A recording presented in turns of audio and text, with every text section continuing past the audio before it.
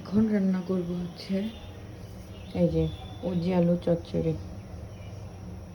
উজ্জে আলু কিন্তু আমার কেটে নেওয়া হয়ে গেছে, এখন আমি কড়াইতে দেব। কড়াইতে উজ্জে আলুগুলো ঢেলে দিলাম। দিয়ে দিচ্ছি বেটে রাখা মশলা, দেব হলুদ, লবণ। এটা ভালো করে মিশিয়ে দেবো।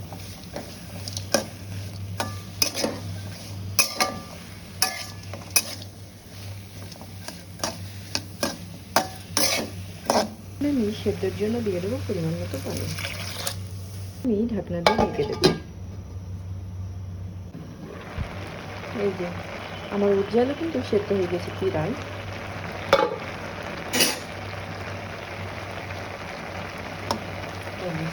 সেদ্ধ হয়ে গেছে, এখন আমি নামিয়ে নেব। এখন কড়াইতে দিয়ে দেবো তেল, কেটে রাখা পেঁয়াজ রসুন। এখন দিয়ে দেবো জিরে, উজ্জে আলু ঢেলে দেবো।